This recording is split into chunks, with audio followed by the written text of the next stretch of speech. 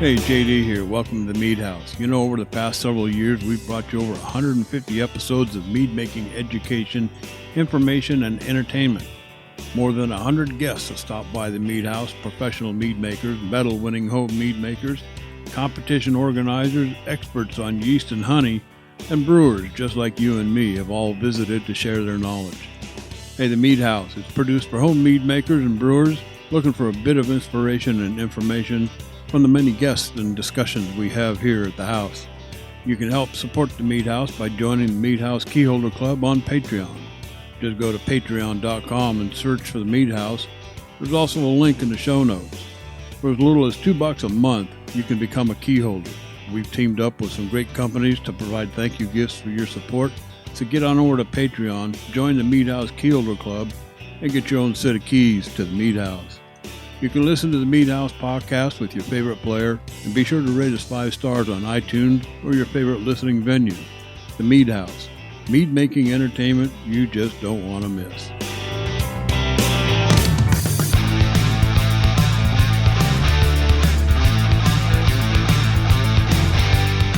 Well, I gave up on the chickens. Hell, they just ignore me now. So, what with their fancy new condo of a chicken coop, so I started a new project. Thought I'd replace the sprinklers in the front yard. So as I was digging up the old sprinkler lines, I came across this shiny, golden-looking little nugget, and I thought, no, this can't be. So I ran into the house to put it in a mason jar for safekeeping, and as I did, I tripped over the top step and crashed through the floor of the porch and wound up going right through some of the old boards. Well, then when I came to, I was sitting there with this raccoon staring at me in the face like I had just trespassed on his... Well, let's just skip that one for this time. But hey, welcome to the Mead House. I don't know where I come up with this stuff. Anyway, welcome to the Mead House, and thanks for listening to episode number 2016, or 216, I guess it is. Gosh, do I have to really go through all these play locations again? I do this every week. You know where to find us. So the front page of the website, themeadhouse.com, and they're all up there, iTunes and YouTube and Amazon and iHeart, Stitcher Radio, and just all your favorite places out there. And I'll tell you what, if you have a favorite podcast player on your iPhone or your Android or your computer or whatever, a couple of ways you can get the RSS feed right off the website, or if you just use your player, you can probably just do the search for the Mead House and it'll come right up. But anyway, like I said, all the locations and more are right there on the front page of the website, themeadhouse.com. Hey, in this episode, I guess this episode comes from a family who has been making mead for 5 generations. Now, mind you, that dates back to around 1870. Went through her family history the first time she was on the show. Been making mead for over 40 years continuously, and she's been here before. Back on episode 213, we'll welcome back Rachel Lippmann back to the house here in just a bit, and we'll talk nothing but mead here tonight. And in segment 2, making cider with whole crab apples. Jeff, I got a funny feeling this one's coming from you.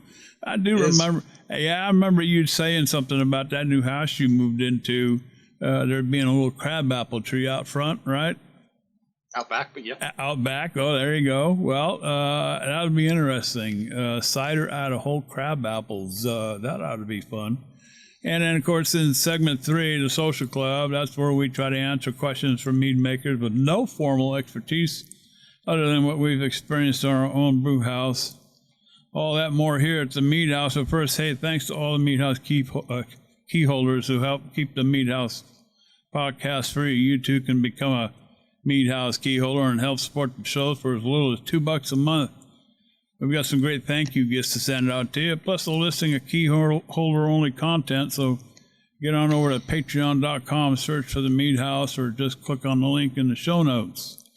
What are we drinking tonight? Guys, I'm kind of, well, I guess you can call it double fisting it, but more or less single fisting it tonight. Ryan, this one's for you, bud. I'm going to reach down here and get the bottle. Set the bottle next to me on the floor here, next to my desk. So I'm drinking a Glen Scotia, Ryan. This is a double cask. It's a single malt. And this puppy clocks in at about 90%. And you'll know it. I mean, you know, I guess you really got to be kind of a Scotch drinker. That's one thing I've noticed about a lot of the Scotches that I drink. That some of them appear to be just a little warmer than some of the bourbons that I drink, but I do like this one. And if you don't mind, I'm going to take another sip. 90 proof, I think you meant there, right, JD? Yes, 90 proof. Yeah, 90%. I was going to say, you could what's that? What's that? strip Like, the varnish. Yeah, is that like gasoline? gasoline? At 90%, yeah. Yeah, 90 proof. This is very nice. I really like this one. This is a great little after dinner sipper, and or even if you know on a cool night and you know sit in that big overstuffed leather chair with a good book, and I got that little table lamp going on. This is a great little sipper. It's sweet right up front. I mean, it hits you right in the face almost. But as it kind of rolls back on the tongue, you start picking up that oh gosh, now I lost. Oh, that peaty smoke. I was going to say that oaky smoke. Wrong continent. That peaty. It's got a peaty like smoky flavor to it. It's not real heavy like some that I've had. This is very, very nice, but you also start picking up some of those caramels and brown sugars even, getting in a little bit deeper. It finishes rather nicely. It lingers for just a little bit, and then just makes you kind of reach for it and grab another sip. So Glen Scotia double cask single malt Scotch whiskey. It's really, really good, and I quite like this one. Now in my other fist, I'm just drinking a glass of water. I got some things going on with the health, so I've been told that I really need to start cutting back some of the alcohol because of the crap load of pills that I have to take at nighttime. So we're starting to trim down here a little bit. So it's just a couple of fingers of Scotch tonight, and that's it, boys. So, Jeff, what did you put in your cup tonight, bud? So I have I'm double fisting it as usual here. In the first glass, I have a weird little collaboration between Stone and Deschutes breweries called Let's Be Homies. That's BBEE, like the insect. This is one of those commercial beers that, you know, it kind of rides that line, I think, between being a honey beer and being a braggot. Oh, wow. Because it's a collaboration here. They say they've made it with California orange blossom honey and Oregon blackberry honey, but it's a hazy IPA at heart. And the honey comes through loud and clear. It's got some, I wouldn't call it sweet notes, but very floral. It's just really in your face with I'm willing to bet that's that blackberry honey. I've heard that can be very floral at times. But yeah, at the same time, it's also got that IPA character, so it's got some citrusy hops and a little bit of bitterness there. The bitterness is very, very muted compared to most of the IPAs that I've drank, but you know, it's balanced with honey, so that's kind of to be expected, I guess. Overall, I mean, I'm not really sure where to place this on the whole continuum of beer. It's kind of an IPA. I don't know if somebody said, "Hey, try this IPA," and you poured me this, I'd be necessarily that impressed with it. It's kind of one of those weird ones where, you know, if you know what you're getting into, it's really pleasant. But as far as like, you know, putting it into a category of the stuff that's already out there, I don't know. It's one of those beautiful things you can get with braggots that you don't necessarily get with other beer styles and things like that. Then in my other fist, I am also drinking a Scotch. There you go.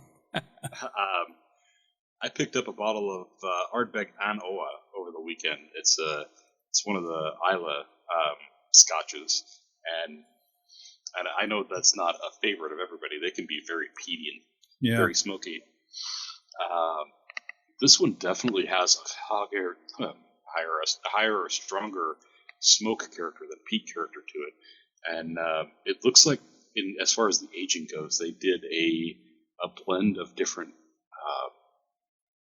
wood that they aged this on, from sherry casks to bourbon to, I think they said charred new oak. So it's got some. The smoke character is uncharacteristically stronger than the peat character to me for an Isla, and it's almost got like a little bit of a sweet character to it too. And I'm not sure if that's just carryover from that the beer that I was just drinking, or if it's the drink itself.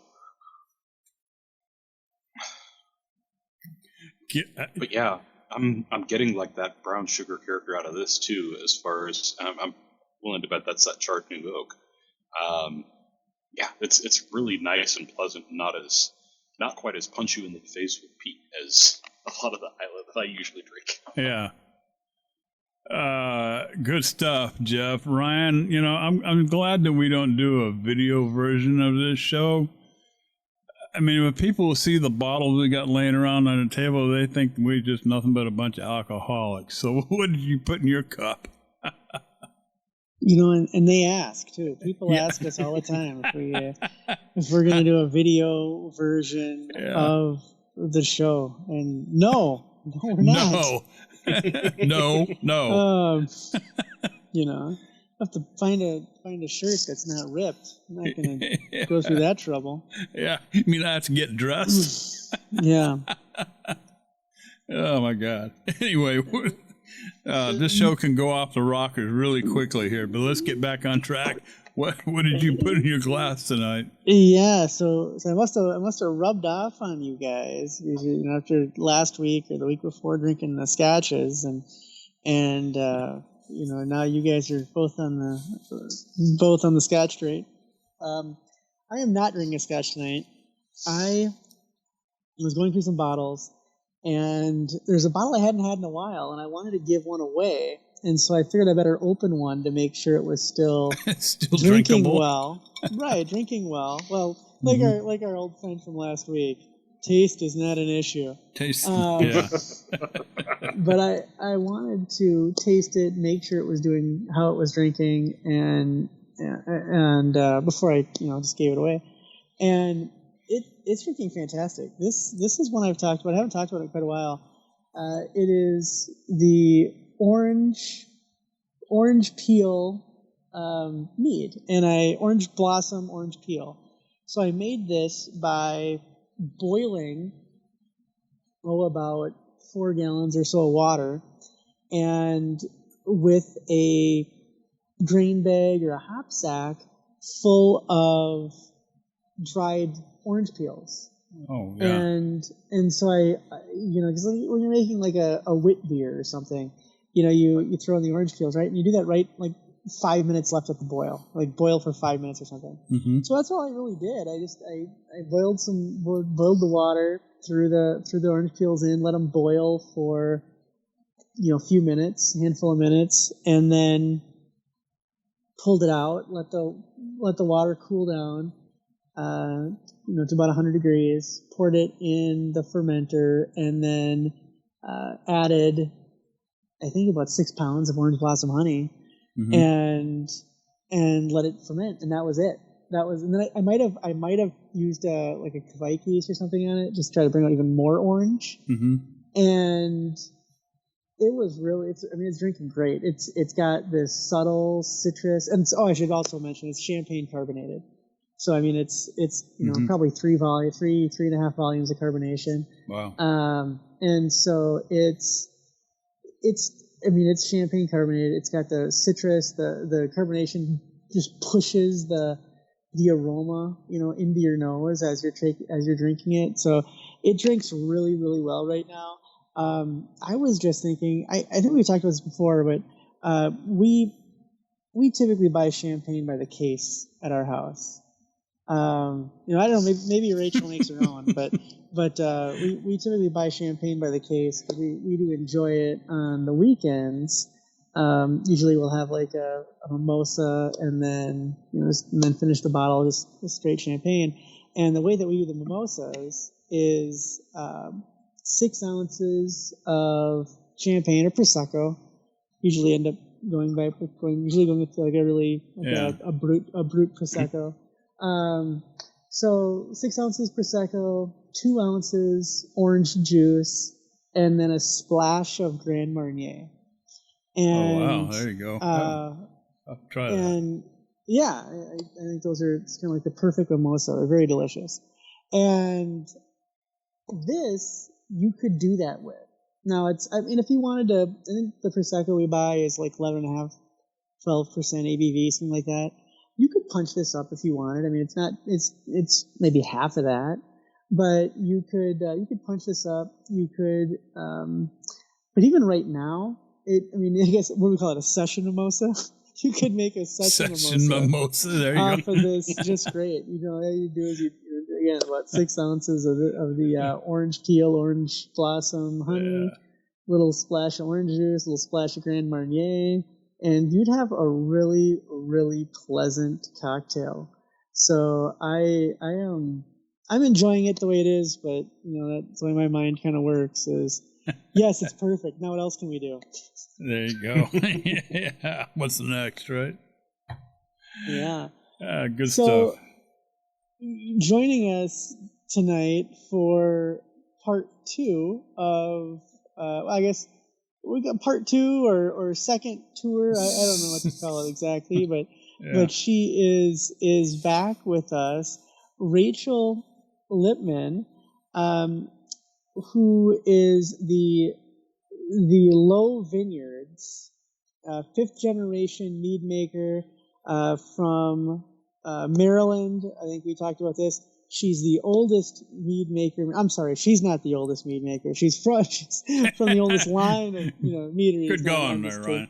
Rachel's she's got plenty of youth, and all the good things, right? Bachelor of Science, plant science, and spent time in France and studying things in grapes in Washington and all the good things. And JD, she might make it to LA and might knock on your door one of these days too. So I told her I should warn you to have something tasty for her to drink when she ends up in Sherman Oaks, probably sooner than later, for to share a glass with you. Got it covered. Yep. Welcome back to the show, Rachel. And what is gracing your glass tonight? Hi guys. So I was drinking Muscat Canelli, and now I'm on to Austrian Riesling from Bayersbrunn. So it's one of the dry Rieslings. Austria tends to produce mostly dry Riesling, and that's like kind of my my breakfast or like just leisure wine. So talking about sparkling wine with Grand Marnier, I can understand that. Riesling's like that for me when it's dry. Although what I would do with that sparkling wine, I would also put Cointreau in it. So that would be fun. She's already said so many things here. The first thing, if you didn't catch that, she said it's her breakfast wine. Yeah. I think we just liked Rachel a little more. Yeah, I just wonder, did I hear that right?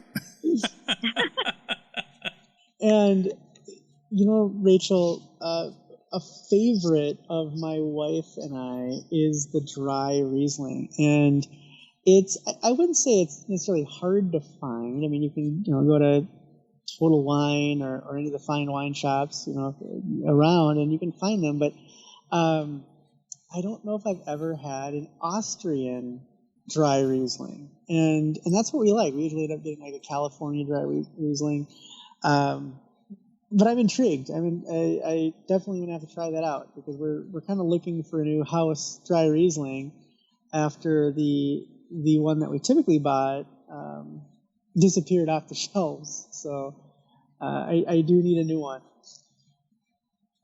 Yeah, Austria, they make the most of their Rieslings are dry from what I've seen in the market. I mean, I've been there a couple of times for visiting wineries and meeting winemakers and stuff, and it's one of those things that once I really kind of got to see what they had to offer, and dry Riesling just tended to be something that I was really interested in because it's just so versatile. It has acid. It's in Austria. It's from a cool climate. So you do get a lot more of that like stone fruit character. It's not as rounded. And it's not like so acidic that it's like Sauvignon Blanc from like New Zealand. Like with that kind of grapefruit or like that quote unquote like grape tennis ball or cat piss note. But it tends to be a lot more, like that sommelier, like, oh, it smells like cat piss. But no, it tends to be a little bit more tropical and more stone fruit and like more mineral. So I tend to like whites that are more mineral driven, not like just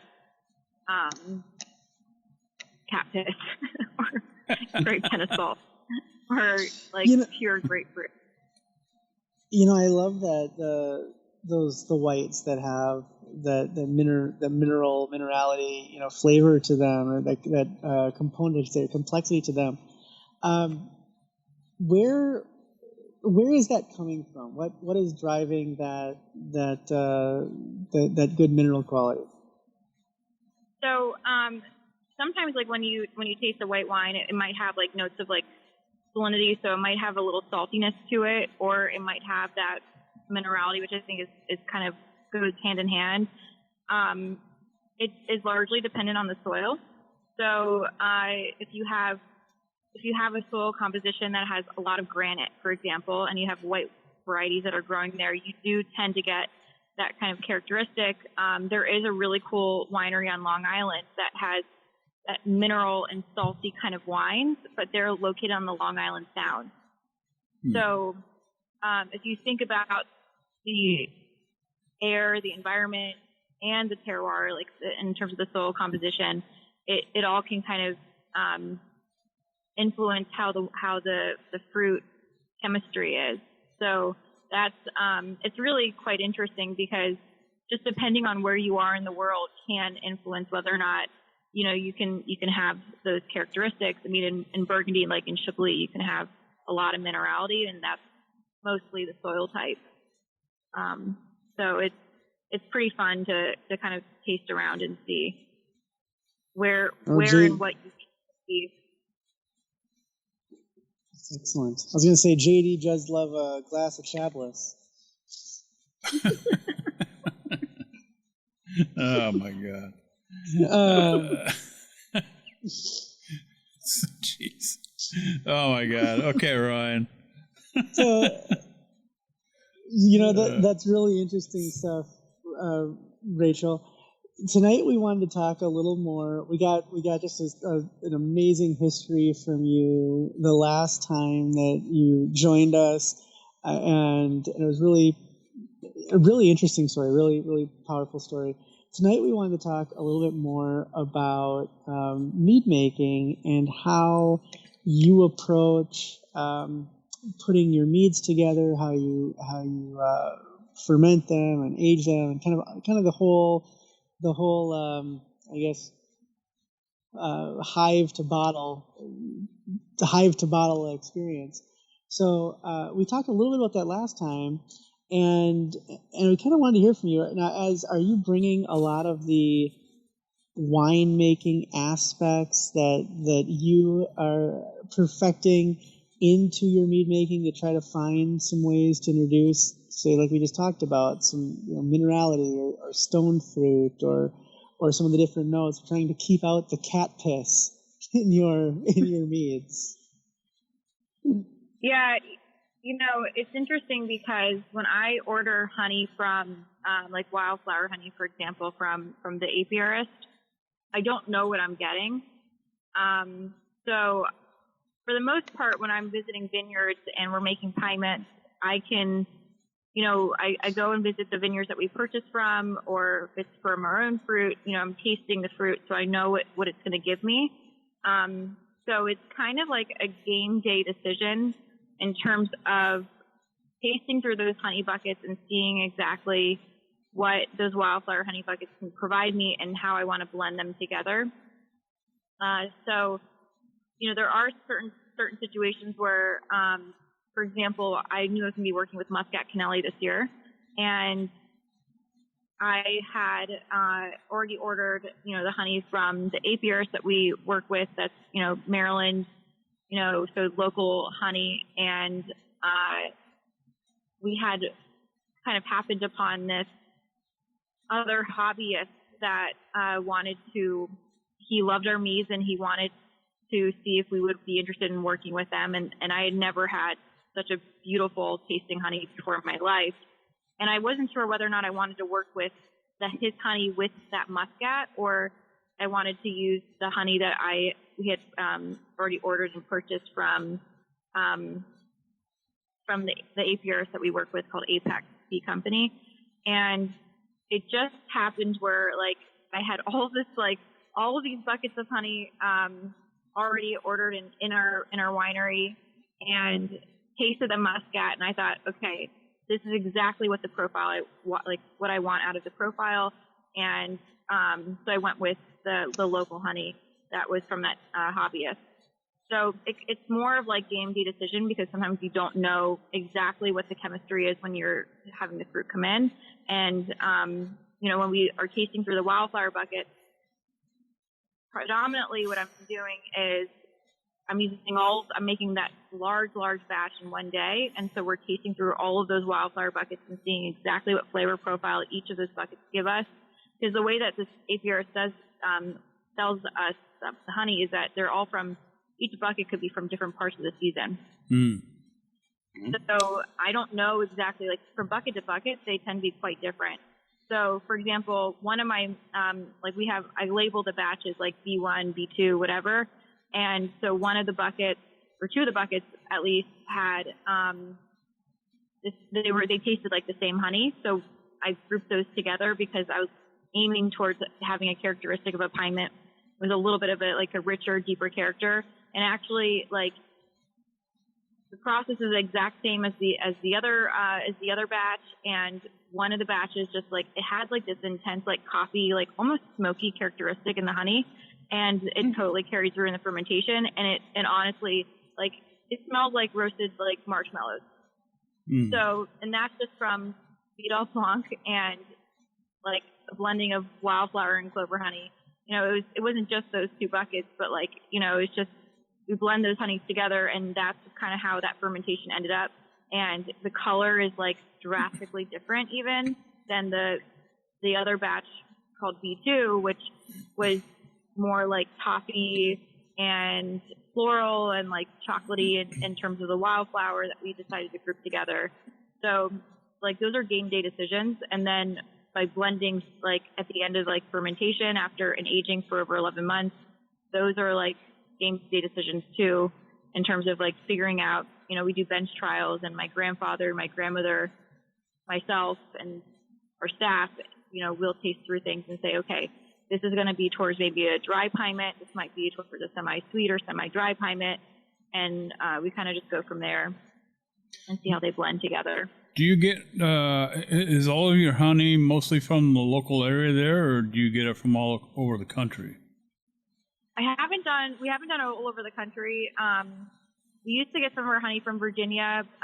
It's one of those things where it is so much easier and so much nicer to be able to work with people that you have relationships with. Sure. And it was something that I'm really, when you have those really unique relationships where you're getting high quality honey, unfiltered raw honey, and it's consistent, and you can get that amount from them, it's much more feasible to work with. And also the fact that, with the fact that we have such a great relationship with Apex, I have been kind of planting the seed, pun intended, of really wanting to, I really want to work with linden honey, and you don't see that in the United States. You really don't see that in general. And so he's investing in purchasing linden trees so that I can have linden to work with, which is linden honey is like gold. So, really? Wow. Yeah, I mean, it's they're very slow growing trees, but they produce the most beautiful nectar. And when you read and translate all these really old Polish documents from the 1800s, essentially, and I asked my grandfather because I had him like help me translate it, and he was like, yeah, linden honey is like, he literally, his verbatim was, linden honey is like gold. So that's what those documents essentially said, like the highest quality, one of the highest quality meads that you can make is from linden honey. So it's funny, funny you should say that, because I live in Southern California, Rachel, and I get my wildflower honey from a local beekeeper here. He's been keeping bees for, I don't know, 40 plus years. And there is I get twice a year, I get honey from him in 5-gallon buckets. And what I call his summer honey, which is usually around July, August or so. And then I get what I call his December honey, which is like September, October. Now, this is clearly long after the flowers have come and gone. So, I mean, spring in Southern California lasts about, I don't know, 3 hours. So it goes, it literally goes from green to brown in about a day and a half. So, the curious thing about it is the sweetest honey I've ever had comes from his December honey. And he says they're all from tree blossoms. Why is that? Well, so if you think about, I'm sure the color's different. Have you noticed the color difference? It's darker. Way darker. Yep, so lot darker. The honey that we got from the hobbyist, it was an early season, so it was like in May, end of May, honey that he got, or maybe it was early June, I don't remember, because he dropped it off in August when I asked him to drop it off in September, and I was very confused. But it was like the color of lemon juice. Like that's how light. Wow. So the way that I kind of think about it, and I might be getting this mixed up, but when you're even trying to trap bees, or if you're trying to attract them, the beginning of the season, I'm pretty sure that's when they go for more protein, and then the end of the season they go for sugar. And there's a certain way to attract. Beginning of the season, I'm pretty sure it's like protein. So if you want to trap wasps, for example, you can put fish out, actually, like steaks of tuna, to attract them. And then the end of the season, I'm pretty sure that's what my brain's thinking, because I think that's how. I was looking it up because I was curious in terms of what they fed on. And the end of the season of being sugar, and so you can put out there's traps that you can do for wasps, for example, of you can cut up the liter bottles of soda, for example. So I think that's the difference, is that you have a deeper, richer honey when you have certain trees that are in blossom. Then especially earlier season honeys, when you think about it, it's lighter, it's leaner, So I'm pretty sure that's what it is. I mean, this was the first time seeing the honey that this hobbyist gave me. I didn't really fully understand the gravity of the difference in flavor of just wildflower, or even the difference in the weight, the sugar content, and that was because the Apex, where we purchased a lot of our honey from.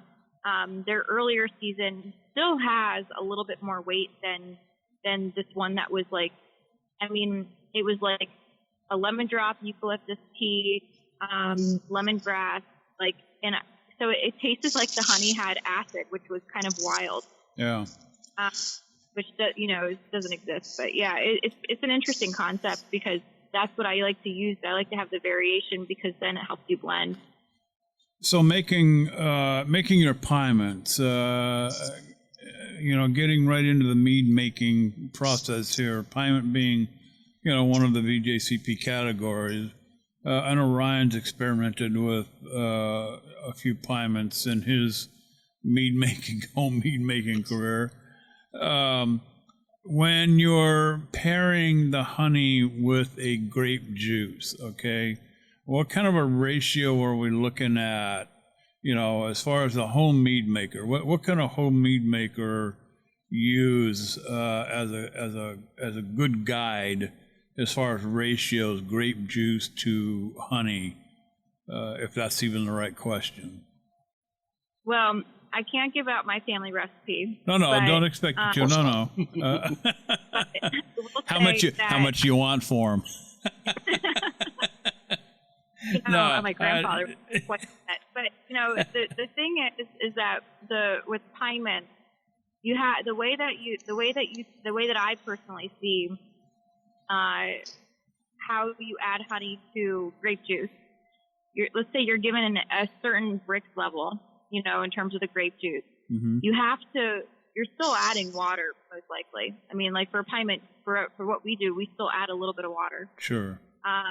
But you have to think about what the end goal is in terms of what final Brix, or specific gravity that you want, and then go from there. But it also is dependent on the ripeness of the fruit, the way that the Brix level or the specific gravity comes in, the acid level, because you have to be really careful. I mean, if the more honey you add, the lower the titratable acidity is going to be. Mm-hmm. So, because honey has no acid, and it totally kills that aspect.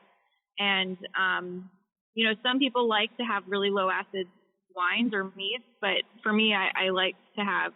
You need to have a little bit of a balance because otherwise you lose a lot of character. Mm-hmm. But it also just depends on how you handle it because, you could put it in just a carboy and then add in some oak chips and to me that ends up being a lot more one-dimensional, which I understand like for home brewing or home mead making, that's kind of the reality.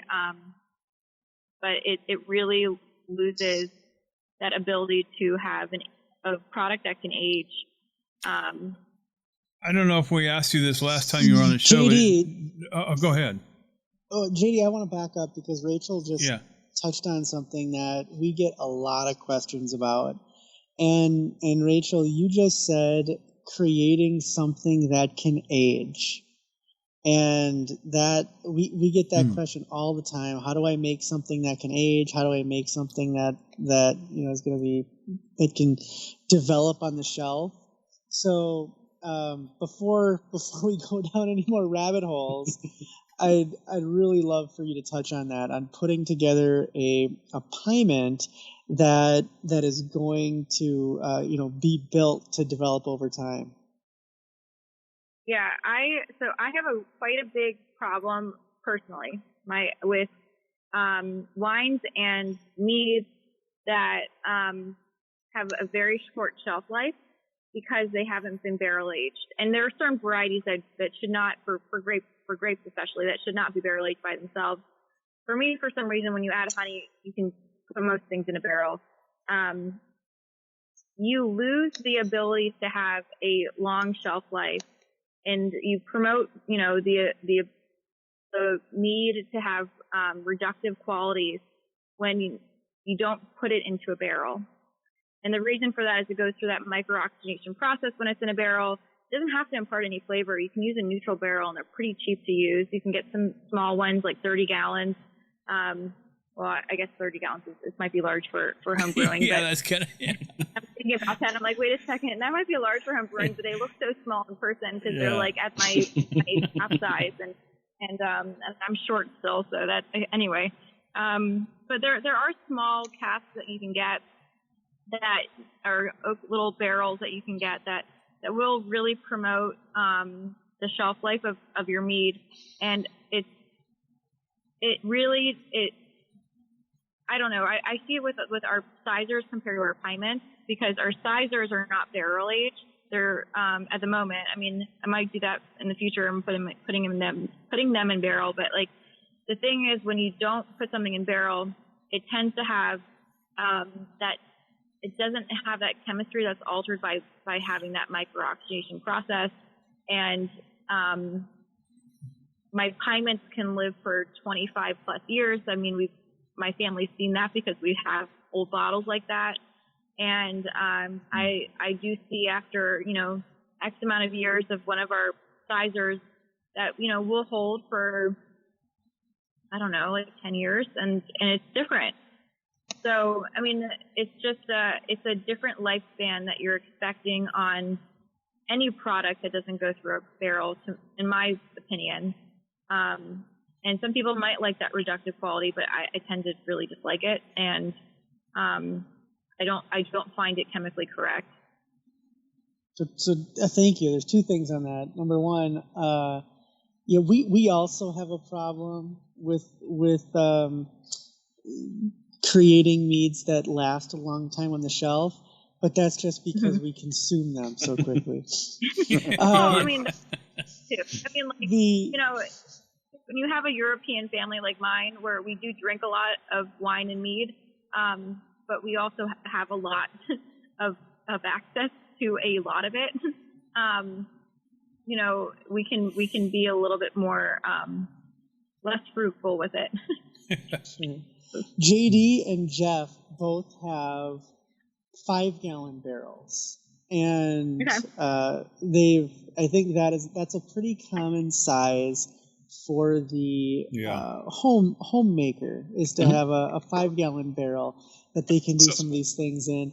Now, you know, I think JD and Jeff have kind of experienced, you know, when you've got 5 gallons compared to, say, 30 gallons or larger, the exposure or the contact is different. You know, you're getting a lot more contact, and you also potentially are getting some different levels of the microoxidation, or a different rate, I should say, with that. But I'll put both you guys on the spot. Have you noticed? What have you noticed in using your barrels? Have they kind of lasted a little longer on the shelf, or are you guys just still swilling them back like as fast as you make them? I still have one of the port meads in a 5-gallon barrel, and it's been in there for almost 2 years now. I taste it every once in a while. Don't particularly care for where it's going. That may have been the wrong barrel. It was in a fresh barrel that had nothing in it. So that may have been the wrong barrel to put it in. It wasn't a heavily toasted barrel, but I'm picking up more of that toasty flavor in that port wine that I really don't care for. This actually should have went into a used bourbon sherry barrel or something along that lines, I think. I'm not, and we talked about it on the show before, and I know Jeff's got maybe even similar experiences, but I'm not sold on the small barrel and the 5-gallon barrel, because it requires so much attention, because you can overshoot so quickly and lose it. Sure. I did that once already, and basically ruined a nice, you know, what I was hoping for, a nice bourbon aged, bourbon barrel aged beer that didn't quite work out. I mean, we drank it, but it wasn't nearly what I had expected. So I'm not, you know, the contact time, it was the big issue, and that's something you really got to monitor closely, Jeff. Yes. I've still got, I want to say, about a dozen bottles of the sizer that I made with the first run on my new charred oak bourbon barrel, the 5-galloner, and it still tastes pretty good. It definitely shows some age, and I'm not 100% that I like all of the age character to it, but you know, the apple character is strong. Especially like I want to say like that. The brown sugar and vanilla character that you're getting from the oak, that's there, and that's there in spades. I like that a lot. Mm-hmm. There are some other, you know, secondary, tertiary flavor characters that I recall, you know, tasting, I want it better than that, man. And that might be me being my biggest critic, to be fair. Yeah. But like JD was saying, you know, the surface area versus volume ratio for those 5-gallon barrels is so minuscule compared to like a 30 or the 55 or whatever that professionals are using, that you're talking about days of contact time instead of weeks or months that, you know, the professionals wouldn't expect. And man, for one, I think there's less time for the microoxidization to happen at that rate. For 2, I feel like it's really easy to just kind of, you get swept up in everything you do besides homebrewing and let it get away and get it a little over oaked. The possibility of that is a little too strong, I think. So, yeah, they're not the most useful tool in my toolbox, but they're still in my toolbox. Rachel, what as far as mead making goes, any experimental things you're working on? Is there? By the way, do you do anything at home at all? Well, I live in an apartment. So, okay, so do I. And I have a 90-pound dog. Oh, well. Who lives on the couch right now because he was hanging out with a friend all day. I don't really have the adequate space besides the wines I like to drink and the meats I like to drink, the liquors, the different spirits I like to drink. Yeah. But I do have a question for you guys, actually. So how many batches do you have that go on at a specific time? Like, how many batches do you have that you start that are continually going? Well, this is a topic that has evolved over time. Yeah. So Rachel, I'll start. When I started making mead, I went on. We call it there's the homebrew arc. And the home brewing arc usually starts out by, or maybe it's a bell curve. Maybe that's a better way to put it. You start out, you make 1 or 2 batches, and you think, this is pretty good, and then you go a little bit crazy. Mm-hmm. And now you said you live in an apartment. I moved. It'll be 2 years ago, January. But before that, and I had to. I only say that because I had to bring some sanity to the new house. In the old house, I had it was a big house, 5-bedroom house, and had one of the bedrooms, lower level bedrooms, dedicated as we call it the fermentation chamber, and it was basically full of carboys, 5-gallon, 6-gallon carboys. And I mean, you'd think I was doing something nefarious if you didn't realize what you were looking at when you'd open the door and see all these carboys with airlocks on them. And there were... in the old days, they used to call it bootleg. Yeah, right. And so I think I want to say at my worst, or maybe my best, depending on how you want to say it, I had like 20, some carboys were 5 gallons, some were 6 gallons, but 20 5 or 6 gallon carboys all going at the same time.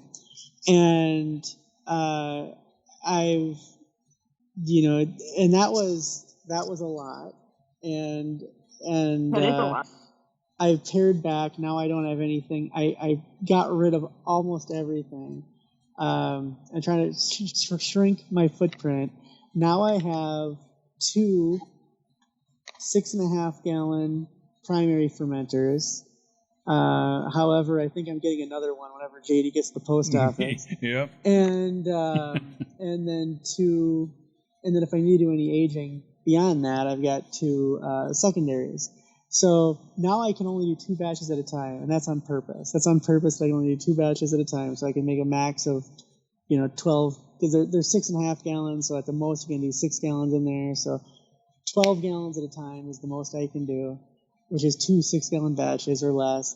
But I was producing a lot, and I'll just say that some of the guys on our show who have stopped by the meat house in the past and are these perennial, home competition, medal winners, these guys that chug away and win medals, week after week across the country at the top competitions. They say some of those guys, I'm thinking like Nathan and Adam, those guys were saying that they were making a batch a week, maybe a batch a week, a batch every other week. They were pumping them out. Yeah. So it's up there, and those guys don't have trouble finding people to help them drink it either. So they keep up. but I'm rambling. Jeff, how about you? You recently moved too, so maybe you have a before and after statement, just like I did.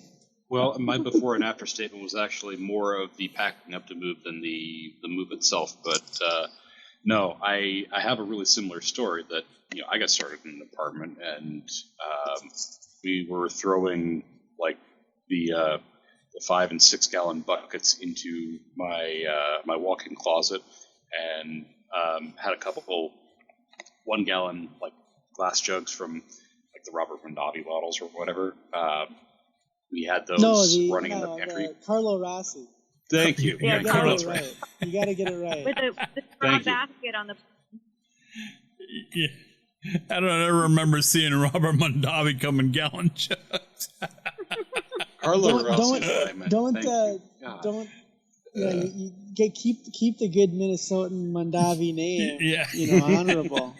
Apparently, I'm just having too much scotch tonight, or something, getting a little bit sideways. But no, we had a couple buckets in the walk-in closet. We had a couple bottles in the pantry, but space was a constraint. And then we moved to a house, and my hobby grew exponentially. It got to the point where I was running 3 or 4 of the 5 or 6 gallon batches, and probably between 3 and 8 1 gallon batches, because I had this habit for a very long time of going, I've got this strange idea. Hell, let's put a 1 gallon together and see what happens. It might be awful, it might be great. And usually awful, because that's the way random ideas work sometimes. But I've since I have scaled it back quite a bit, and we've that's come in stages. But right now, I have my philosophy of running 2 lines, whether it's a 6 gallon, 5 gallon, or 3 gallon size. I only run 2 batches at once. And again, this is by design, so that I'm more or less not just making a load of booze and letting it sit around, but I actually, kind of drink in capacity to what I'm making. I have the space to do experimental batches in the 1 gallon size if I really want to, but I haven't, honestly. And I might do that in the future. I might not. So, for right now, I'm kind of happy with my 2 lines of production, and that seems to be working out. So we'll see how that goes. And I started out with 2. Well, actually, I started out with 1 5 gallon carboy, glass carboy as a fermenter, and then after a couple of bungled projects, I finally was able to make one that tasted pretty darn good. And so then I got into a stainless steel 7 gallon bucket type fermenter, and I thought, wow, that's kind of cool. So I bought a second one, and went through the whole water cooling, a whole DIY thing with water cooling. Finally wound up with a nice system that I have now, and then of course after completing these projects, starting out with glass carboys to put them in, wound up breaking one. Luckily, it was an empty one at one point. Now, you can talk to Ryan about breaking a full one sometime. Multiple. But, multiple full carboys. I gotta tell you, my daughter. I've got 3 daughters and a son, but one of my daughters, my oldest daughter, even when she was like 5 years old, I kind of have big reactions to things. I mean, you guys know me, I have big reactions. Yep. Oh my gosh. And even at 5, my daughter would come to me, because, she was around when some of these things happened, and she'd say, "Oh, Dad, it's not like you just spilled 6 gallons of alcohol." Oh my God. Anyway, so I started out, I got into 2 fermenters. So now I'm making 10 gallons at a time. Not 10 gallons, not of the same project. I'm talking 2 5 gallon projects of different, varieties. And so, after breaking the carboy, I thought, well, maybe I should go to kegs. So I started putting them in kegs. I built a what started out to be a 3-tap kegerator. It now holds 4 kegs, and I've replaced all of my glass carboys with kegs. So those 2 fermenters kept me buying kegs, and so I've got like 4 or 5 kegs sitting on the outside of the kegerator with like 4 kegs inside the kegerator. Clearly, I was making way too much stuff. Mm-hmm. And I've got neighbors who they would see me come outside and sit at the table outside my front door there with a glass of beer or whatever, and they come by and say, "Oh, is the tap open?" I said, "Yeah, help yourself." They'd come on in, go to the kitchen, get a glass, and so I mean, all my neighbors pretty much know if I'm sitting out there at the table in the summertime with a glass of beer, then they know they can just come on in, open up the tap, and get their own. So I have trimmed down since then. I have some. I needed to create a smaller footprint, and so I did. So I've got I picked up a flex fermenter from Spike Brewing, and with all the bells and whistles, and we'll be able to do some pressure fermenting, which means I can lager very easily without having to do the whole temperature up and down thing. And so I'm looking at doing some unique stuff. I like braggots, which is primarily what I like to do. I mean, there's a whole history of that here on the show, how we got started on dealing with mostly braggots after the first, I don't know, probably the first year maybe when we started. But so anyway, so I'm down to 5 gallons at a time now, and just a couple of kegs. So when I moved from, we call I'm at Mead House North. When Mead House North moved, 2 years ago, it was January of 2020, and I had to do some major bottling. I had to do so much bottling, because I had all these things in carboys, and I wasn't going to move the carboys, so I bottled. I had to call. I remember I went through every single bottle I had, and then I called Matt Whitey, and I remember he dropped off a case of bottles on my porch, as to help me put the last case or 2 in bottles. Scour the neighborhood for bottles. Yeah, and Rachel, Matt Whitey's he's a good friend and a neighbor of mine, and former national mead maker of the year, and I say he's an excellent mead maker and a pretty good guy, or the other way around. Anyway, I moved 600 full bottles of mead and over to Mead House North, and then I stopped making stuff for a while, and this was then the pandemic started, and I think I upped my consumption. I think I called somebody or was talking to a friend at that point, and they said, "So how everyone's making jokes like in March of 2020, and it was just kind of starting."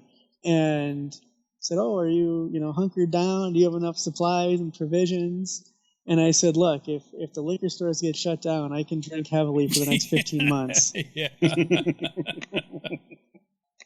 Oh my God. Rachel, so that's kind of how all 3 of us, where we're sitting now and our adventure through this whole hobby thing. It's something that I was curious about because, so let's say like Ryan said, 600 bottles? That's about 50 cases. Yeah. So the thing that I get curious about is, the way that I was taught and the way that I kind of thought about, production is, I usually make mead around the time that I make wine, which would be during harvest. So it's like this August to November time of the year. Mm-hmm. So I'm not really limited by, I kind of am limited in terms of, if it's a piment or even sometimes even a sizer if I want it to be more fresh. And traditionals I can do, obviously at any point of the year. So I was curious because, 50 cases, well, if you have a 30 gallon barrel instead of, a bunch of 5-gallon barrels, you have, you divide that by 2.3775, you get about 12 and a half cases. So, the thing that I was curious about is, I guess it's a different kind of thought of, when you're probably doing more home brewing, it's a very fun and very unique creative outlet that I never got to really tap into because it's been very like honed in my brain from my family's traditions and just how we operate, that we do things a specific way. And so we do, we only do a 3 or 4, well, it's really 2 or 3 meads a year.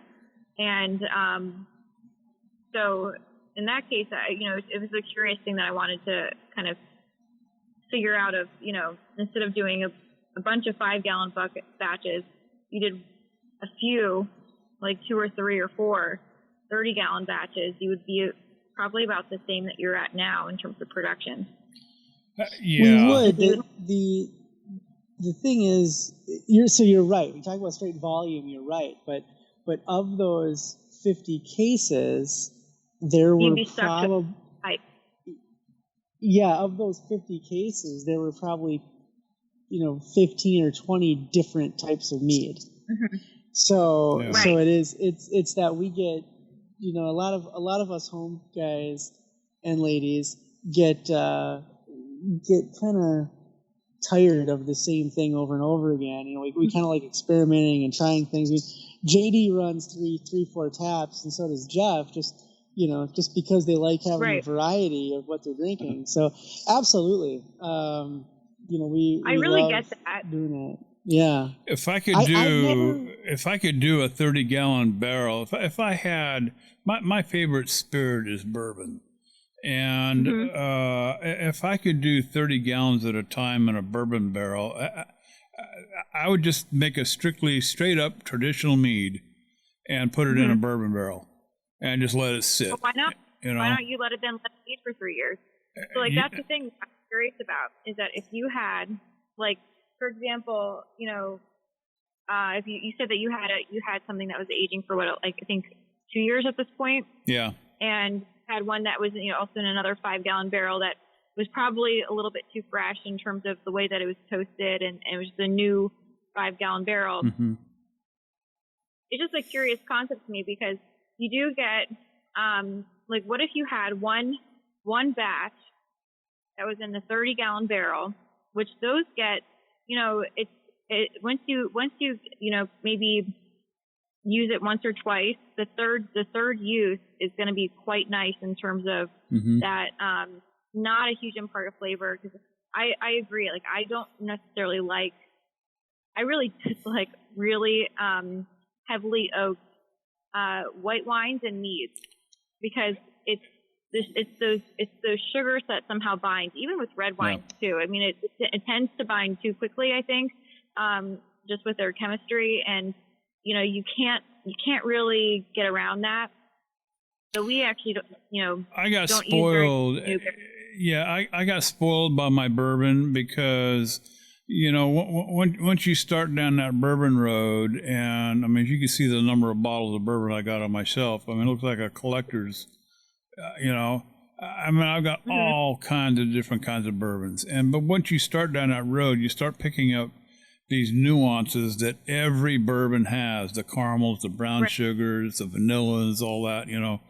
I talk about that all the time on the show, and so you get used to that.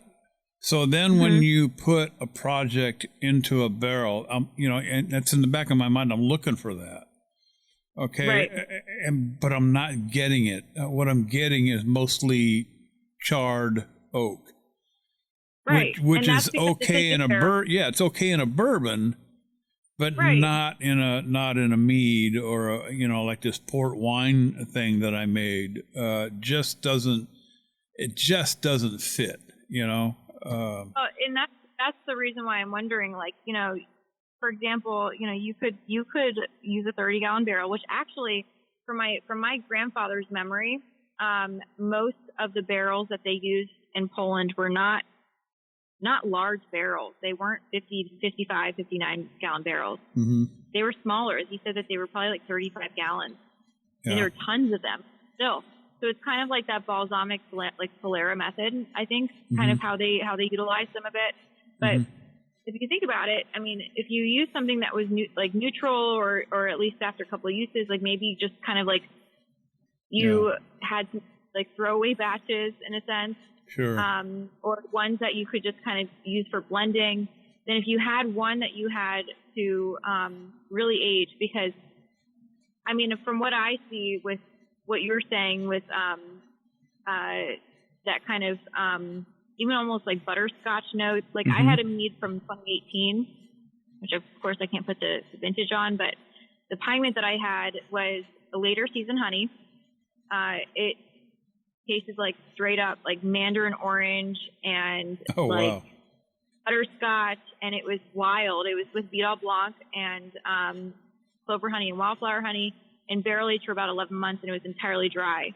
And not most, but a lot of customers, and it wasn't like high in alcohol or, it was, again, totally dry. And they said it kind of reminded them of whiskey, and just in terms of, because the honey allowed it to be smoother on the palate. Right. But at the same time, it provided those characteristics that you would assume with like, that butterscotch, that like slight, I don't know, earthy characteristic that you would look for, but it was a neutral barrel, and it was in, a larger barrel format than just 5 gallons. Yeah. So it makes me curious if you were to try something like that, how that would work for you in terms of achieving not just like that smoky glycol, like, which is that chemical component, like, because it binds really, really heavily. Yeah. It wouldn't necessarily do that with a barrel that had been used and has a little bit more surface area. And my only problem with that at this current stage is for me to brew, to ferment 30 gallons at 5 gallons at a time. That's gonna take a while. Put it in barrel. I suppose. I could do that. I mean, I've got my CO2 set up. I could, fill the barrel with CO2, and after I get it, put the meat in it, and just keep adding to it, right? Yeah, I mean, I've done with what I do with my traditional is I actually. I mean, I have the luxury being in Maryland where it gets cold, especially. I mean, you get cold temperatures at night, I guess. If you have if you have a balcony or something, you could put it probably overnight, as long as it's dark, and take it out when it's put it back inside when it's a little bit sunny. You could probably put it out on like a balcony or a porch to help control that temperature. Because a lot of people use a garage, for example, and you could ferment it totally in the barrel. I mean, that's what I did with my traditional, and it turned out really well. And it was in a neutral barrel, and it's in 55 gallons, but it would have done the same in a 30-gallon neutral barrel. Well, like you, I'm limited in space because my wife and I live in an apartment, and so I mean, my little brew room's actually in a spare bedroom. That used to be my studio, and it actually doubled as my photo studio and brew room now.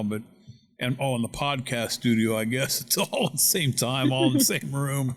But I'm limited in space, so it would certainly be a worthwhile project. I mean, I would absolutely love to do something like that, but. Even with the 5-gallon barrels, I've had a couple of them, and wasn't very successful with either one. And I find that I have better control and get better get a better product out of using spirals and staves. There's a couple of companies that have sponsored us here at the Iron Bee that we would get their products from. I still order from one. and I just love their stuff. I mean, okay, talking about spirits, this one company that I get these little oak spirals from, you can get them for 750 milliliter bottles. And so I get a medium toast American oak, and I drop it into a Reposado tequila. And in 6 weeks' time, I can turn that Reposado into an extra añejo tequila, complete with all the caramels, the vanillas, the brown sugar flavors, the butterscotch, all of that. And that's what I love. So I've been using these barrel staves and these little spirals. I have so much better control over it that way than I do using these small barrels. Now, mind you, I would love to get into the 30-gallon barrel, but that's kind of over and above, the amount of what I want to do at one time. So, we're going long, but I say, what the hell? We are. Rachel's at least I don't know, a top. It's good conversation. 20%. Yeah, she's a top 20% guest. So what the hell? There's two things that I wanted to touch on with this. Is number one, what JD just talked about. There's the oak alternatives, so things like the oak spirals or the oak honeycombs or the oak chips or the oak balls or the oak cubes that can be dropped in. And one of our good sponsors of the show is the Barrel Mill. And the Barrel Mill, not only makes home spirals for home winemakers and mead makers and brewers, but they make commercial size ones as well. Yeah. So a lot of the winemakers that ferment in stainless and age in stainless, they can drop these oak staves in and get the oak quality. And they say there's a lot of professional wineries, winemakers that do that. And we're not here to I'm not in any way want to judge them or what they're doing. I just wanted to ask you, Rachel, about what you mentioned about the micro-oxidation, because I'm not a scientist. That's Jeff. Jeff's our scientist. That's why we work so well together. But it would seem to me that actually using an oak barrel, which has some porous quality to it, right? So you're getting some oxygen in there, versus a stainless tank or a glass vessel that you're dropping oak into, might impart the flavor, the tannin, the aroma of the oak, but might not get the same micro-oxidation quality. So I don't know if you want to opine on that for a minute before I get to my second point. Yeah, so it's kind of interesting. We don't use spirals or chips. We I think most wineries have at some point, and we had in the past. The more wines that I had tried over my years, the more I actually could taste the difference. I mean, I can taste that in a blind tasting. I can taste the difference between a barrel aged, wine and wine that was actually just done with oak chips. I figured that actually over. I tried a few wines over the weekend, and it was blind, and I was right. But it's a difference in complexity, I think. Mm-hmm. There's also. But the other aspect is that, yes, like, I think JD's entirely right. Like, you can achieve a certain type of control that, in a specific amount of time, that you cannot achieve necessarily in a barrel. There is, I think, a certain amount of, not like guessing, but I would say there is a certain amount of, well, I guess it's like an estimated guess to an extent as to how exactly that wine is going to, or mead is going to turn out in a barrel that is new, compared to oak staves that you can choose at any point in time to take out. Let me interrupt you there. The one thing that you can't control using, barrel versus stave is that micro oxidation. Right, exactly. That's the one I guess little piece of glue that kind of holds everything delicately together. Okay, that provides that complexity, I think. And that is hard to reproduce in a sealed. Yeah, like I store everything in a keg. I put my liquid in the keg. I put the oak in the keg, and I seal it up, so it's airtight. But what you could do actually is probably put a cheesecloth over top for a few days. I could,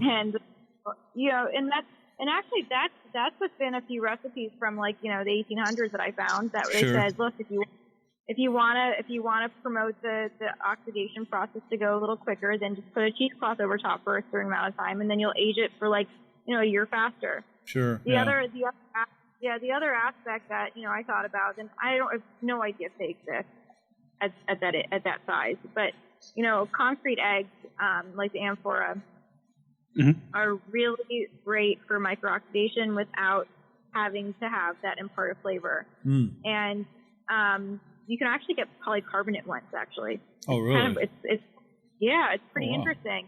And so they're more accessible these days. If I had the opportunity to work with concrete, I totally would for a pint. How interesting! Yeah. So you get that microoxidation process without. I really don't know if they would exist at 5 gallons. I'm sure they would exist at 30 gallons. Sure. But it's one of those. But the plastic or the polycarbonate ones would probably exist at 5 gallons because they're probably easy to. I don't know how they work exactly. I mean, I know how they work, but I don't exactly know how they're manufactured because it's kind of wild. That's the first I've ever heard of that, Jeff. I've never heard of that before. And I looked at this polycarbonate or plastic egg that was probably like 150 gallons or something, and at a custom crush facility, and I was thinking that looks ridiculous. Because I've only ever seen concrete. I'm like, why are people using plastic for this?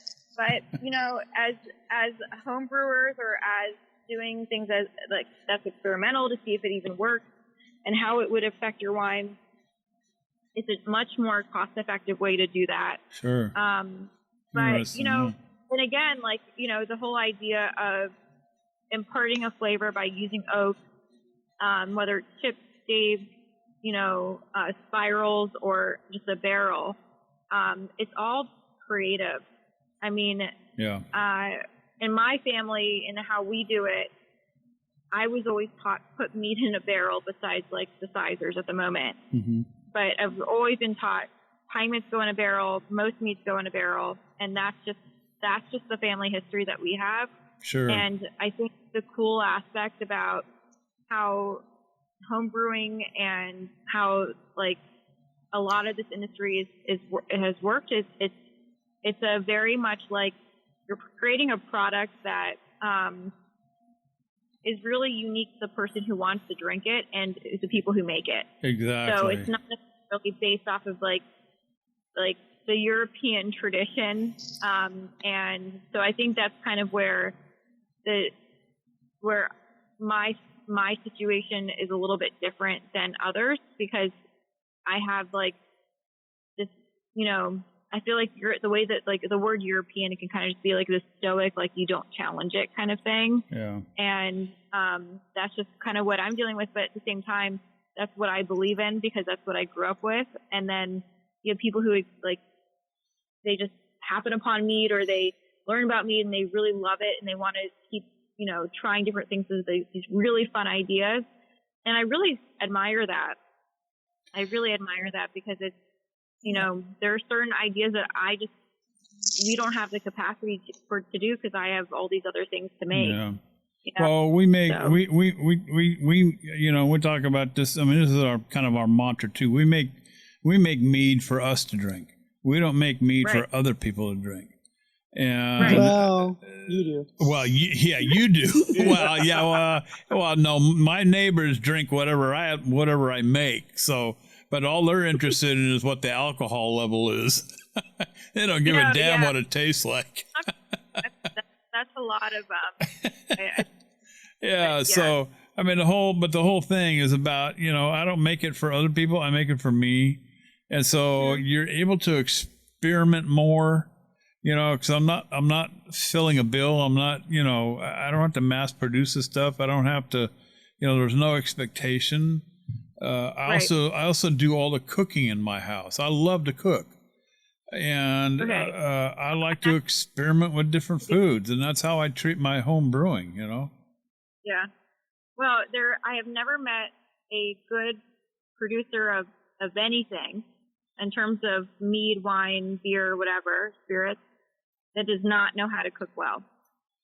There you go. That's the best winemakers, the best mead makers, the best home like brewers I've ever met. Yeah, they're fantastic cooks. So I have a very strong belief that if you're a good cook, and people might get mad at me for that, but you're a good cook. No. And you're a good brewer, or to an extent. Rachel, we had a guest on. No, you're right up our alley because I don't even know how long ago now. Christy, guys, remember Christy? Christy Mannion's a book. Yes, yeah. The book. I mean, my God, what was the name of the book, Jeff? Ryan, somebody, come on. The art of mead making and food tasting or something like that. Mead tasting and food pairing. Yes. Mead tasting, yeah.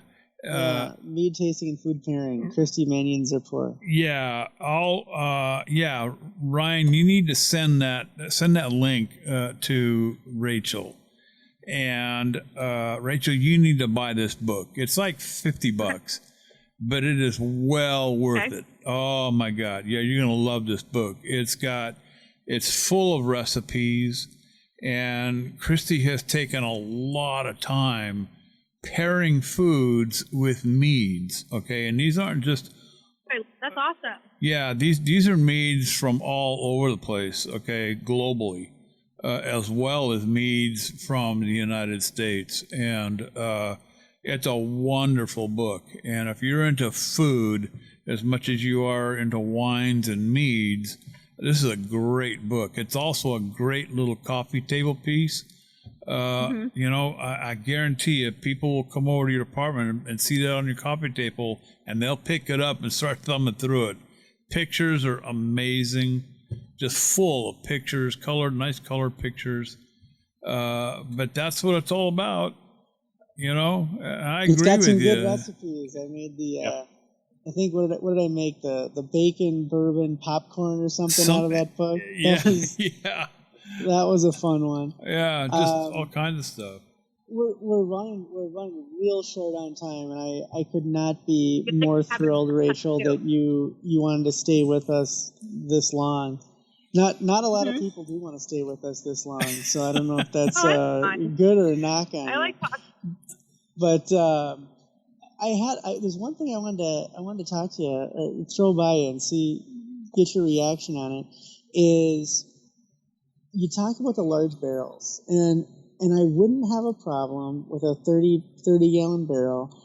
There's a project I've been talking about for a while, and Mead House Nation is starting to give me a hard time about it. It's one of those things I've talked about for a couple of years. But starting a Solera project, and I would do it in a 30-gallon barrel. And the thought would be, I'd probably 30-gallon barrel and maybe every year draw out half-ish, and then replace, the 15 gallons with a 15-gallon fresh, a fresh fermented batch of mead and put it in there, but just kind of perpetually keep that going. What's your reaction to doing that? Because I hadn't thought about doing it in a barrel. I was actually looking at it was going to be a pretty sad Solera, because I found this, it was like a 15-gallon glass demijohn or something. I think I used to Yeah. have that, and it was something like that, and I was going to kind of do it in that, and then, but what is your, I guess, what's your reaction of trying to do a Solera project like that in oak and doing it, kind of perpetually in oak? I don't think you can do it anything else besides oak, honestly. Solera projects, I think, are like, they're kind of an in thing right now in terms of, just the concept of how they're made. I guess the question would be also like how you would utilize that in terms of which meads you would put in there. So would you be kind of thought as, would you have to recreate, the same recipe every year, or would you do something within a same realm? Like, would you use, a piment of like different white varieties that you would like throw in there, or would you put like a sizer and like piments in there? Yes, I think it just kind of depends on how you think about it and what batches that you end up tasting and thinking, okay, this would be a really cool one to like just throw into that barrel. But yeah, I mean, those kind of projects are really, really fun. I think they're really unique because I think the way that mead is produced is it tends to not necessarily have, like, compared to wine, doesn't necessarily have that like sense of like time and place. Mm-hmm. Because we're not allowed to put a vintage on mead, which I think is still ridiculous.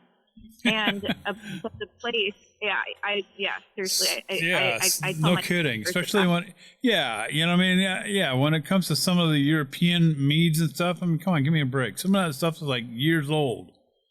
I'd like to know when it was made. Yeah, like that, and like the season we just talked about, like early season versus late season honey. Exactly. You can't put a mark on.